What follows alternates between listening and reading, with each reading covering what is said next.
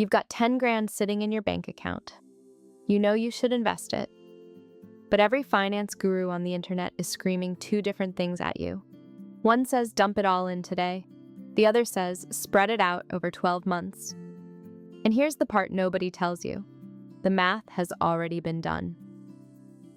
Vanguard ran the numbers on 100 years of market data. The answer might actually annoy you. Stick with me for 2 minutes and I'll show you exactly when each strategy wins. And the one scenario where the wrong answer is actually right. Okay, quick definitions so we're on the same page. Lump sum means you take that 10 grand and you invest the whole thing right now. One transaction, done. Dollar cost averaging, DCA, means you split it up. Maybe you invest $833 a month for 12 months. Smaller bites, less scary.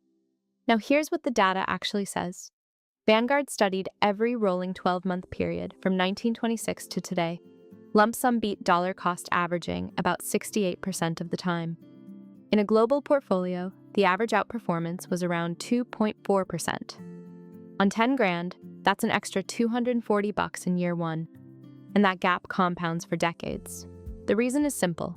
The market goes up roughly 3 out of every 4 years, so the longer your money sits on the sidelines, the more likely you are to miss the climb. DCA isn't about returns, it's about regret. Think about it. If you lump sum 10 grand on a Monday and the market drops 15% by Friday, how do you feel? Most people panic sell, they lock in the loss, and they never invest again. DCA is insurance against your own brain. You're paying a small expected return for peace of mind. That's the actual trade. So when does DCA actually win on the math? 2 scenarios. 1, when the market drops right after you invest. If you'd lump summed in October 2007, DCA would have crushed you for about 5 years. 2, when valuations are historically stretched and a correction is more likely. Not guaranteed, more likely. But here's the catch. Nobody, and I mean nobody, can reliably time those moments in advance.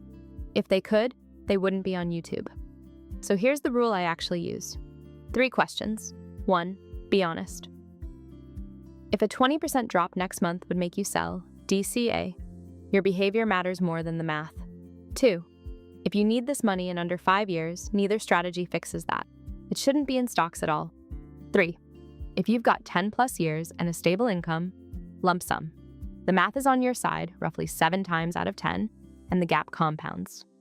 The honest answer is this: lump sum wins on average, DCA wins on sleep. And for most people on an average income, sleeping at night and not bailing on your plan is worth more than that extra 2%. The worst strategy isn't lump sum, it isn't DCA, it's waiting 6 months for the right time and never pulling the trigger. If you want the actual portfolio, I'd put that 10 grand into 3 funds, takes about 10 minutes to set up. That's the next video. Curious where you land on this one though. Lump sum or DCA? Drop your answer below, I read them.